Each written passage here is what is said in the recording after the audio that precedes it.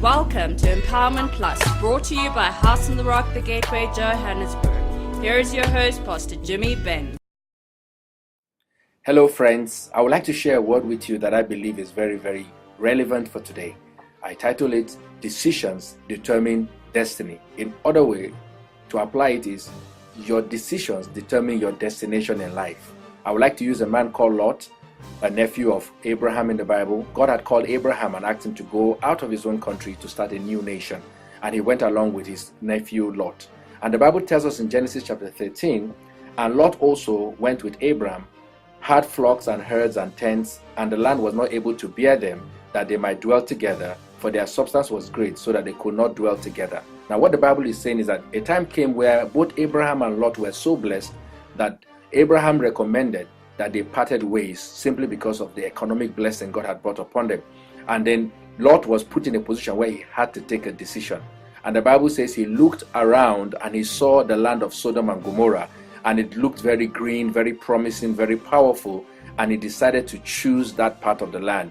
And then he went with his men and his flock onto the land of Sodom and Gomorrah, while Abraham stayed where he was. So they took that decision. Now what happened there was that it looked like a simple thing. Economic blessing had come, they had to make a decision, and Lot left the city to go and start a new nation. But if we know anything about Sodom and Gomorrah, that decision gravely affected Lot. The next time we hear about Lot was that four kings came to attack the city of Sodom and Gomorrah, and everyone that was living in Sodom and Gomorrah was caught up in the fight, and Lot was captured in that battle.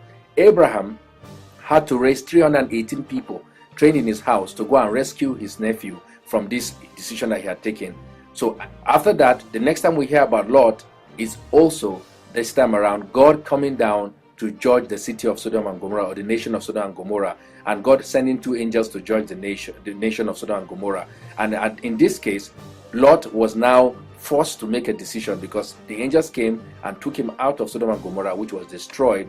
At the end of the day, of course, his wife became a pillar of salt, and Lot was sent to dwell in a cave. Now, what you need to understand was all this came as a result of the decision to leave Abraham and go to the place of Sodom and Gomorrah. Physically speaking, Sodom and Gomorrah was appealing, it was beautiful, it was awesome, but in practice, it became a wrong decision. Now, you need to realize that Lot's decision affected his family. It didn't only affect him alone.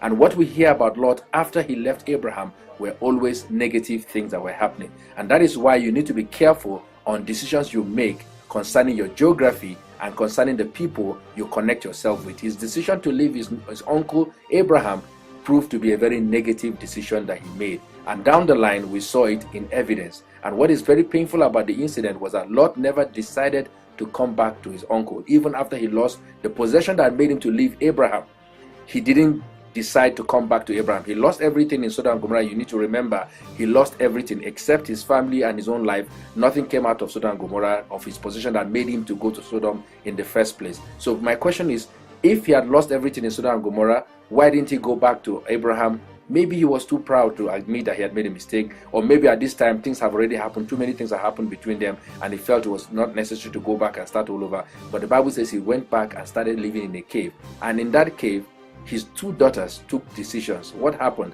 One of the eldest daughter slept with him, got him drunk, slept with him, and she gave birth to Moab. The second night, the younger daughter was told to sleep with him, got him drunk again, and they now had what they call Moab and Ammon. These are two cursed cities. And what happened? Because of this, Lot became very unpopular in terms of his history. And after this time, we hear about the Moabites, we hear about Ammon, and they were always enemies of the nation of Israel, simply because of decisions that a man took because of the prosperity and the blessing he had in his life. Now, what am I trying to say? Sometimes the blessing we have in our lives can force us to make the wrong decision. So we need to be careful not to be emotional about our decision. And when we take decision, we should not look at only the outward appearance of or the merit of a thing. We need to realize that we need to look at things beyond the physical eyes. And Lot decided based on what was pleasing in his eyes, what was appealing to his senses, and at the end of the day, it proved to be a fatal decision. I pray that you will learn to make the right decision, not emotional, but you will make a decision that is based on sound judgment. I pray that God will help you to make the right decision, because decisions determine destiny. I look forward to seeing you again very soon. We trust and believe you were blessed by this powerful message. We invite you to join us on Sundays by 10 a.m. and Wednesdays by 6 p.m. at 81 Hall Street, Parkmore, Sandton. This has been a Gateway Media presentation of the House on the Rock, Johannesburg. For more inquiries about our media products and to know more about us, call 078-315-0097. That is 078-315-0097, or visit our website houseontherockng.com/sa.